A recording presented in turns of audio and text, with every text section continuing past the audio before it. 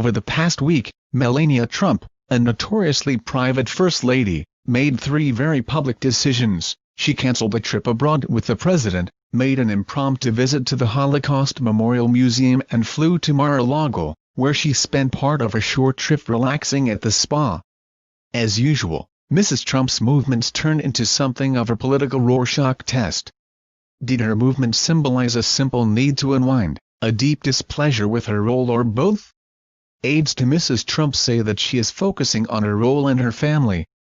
But her relative silence and independent travel in recent weeks is set against a salacious backdrop. A Wall Street Journal report that the porn star Stormy Daniels was paid $130,000 just before the 2016 election to keep quiet about an affair she had had a decade earlier with Mr. Trump, when the Trumps were newlyweds, and while Mrs. Trump was pregnant with their son, Barron.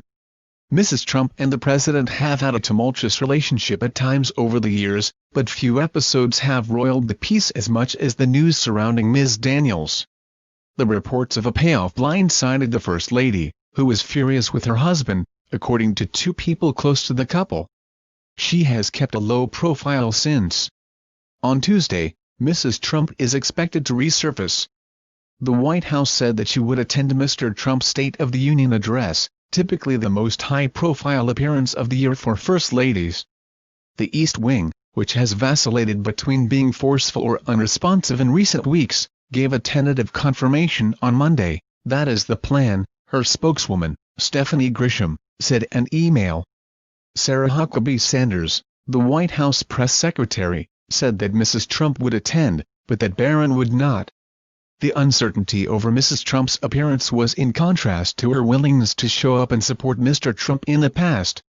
He has long been able to rely on his wife to step in to rationalize his behavior, dismiss his accusers, or hit back against naysayers. In 2011, Mrs. Trump appeared on TV to support her husband's attempts to pressure President Barack Obama into making his birth certificate public. In 2016, she again appeared on camera to dismiss an Access Hollywood recording from 2005, in which Mr. Trump bragged about grabbing women's genitals, as boy talk. Mrs. Trump has also defended her husband against claims brought by multiple women that he sexually assaulted them. "I believe my husband, I believe my husband, it was all organized from the opposition," Mrs. Trump told CNN's Anderson Cooper weeks before the 2016 election.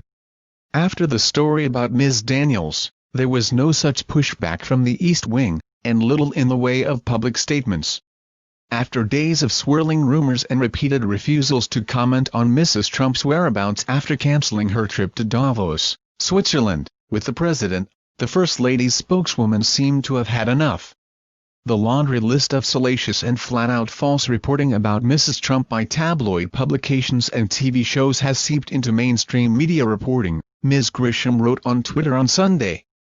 She is focused on her family and role as FLOTUS, not the unrealistic scenarios being peddled daily by the fake news. A year into her husband's presidency and her own tenure as First Lady, Mrs. Trump finds herself in an unusual position, and perhaps at a disadvantage. There are few things Mrs. Trump can share about herself without it being dissected, often negatively. When she revealed the tidbit that her favorite TV show was How to Get Away with Murder, for example, the show's star, Viola Davis, did not dispute a joke that the First Lady was a captive in her own home. The polarizing nature of her husband's presidency has also isolated Mrs. Trump from her predecessors.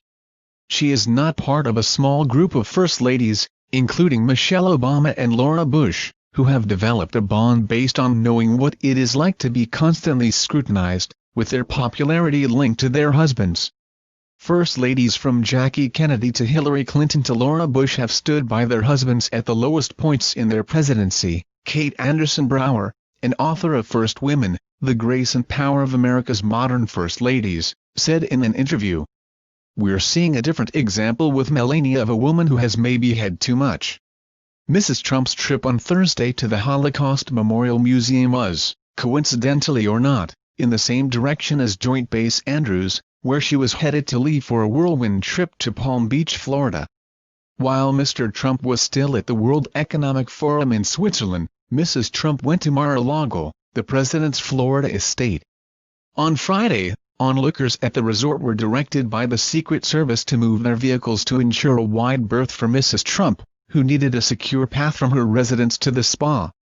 Attendees at a safari-themed fundraiser held at the resort on Friday had hoped for an impromptu visit by the First Lady, but were told Mrs. Trump had left just before the event began.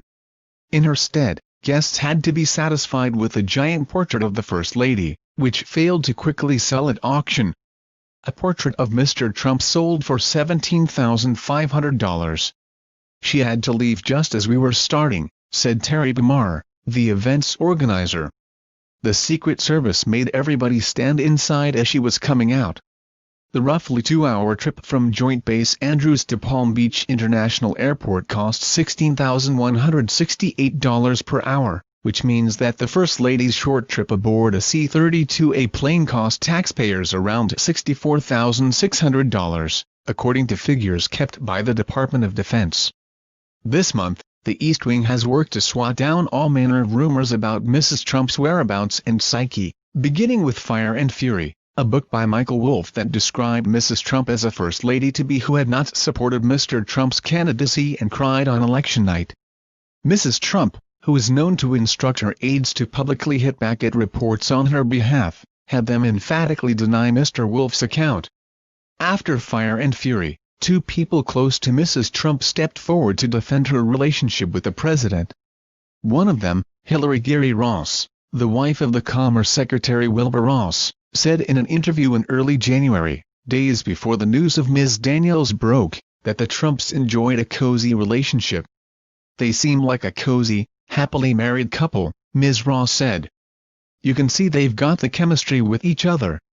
You can see it and you can feel it." There was no similar pushback from the East Wing in light of the news about Ms. Daniels. And Ms. Ross did not respond to a request to comment further on Monday. For her part, Mrs. Trump's only public comments in the past few weeks have been limited to tweets and a statement delivered just after her visit to the Holocaust Memorial Museum. "My thoughts and prayers are with the people whose lives and families were broken by the horrors of the Holocaust," Mrs. Trump said in a statement. "Yet it is also through our shared humanity that we come together now in commemoration, strength, and love. My heart is with you, and we remember." Please subscribe channel. Thank you for watching.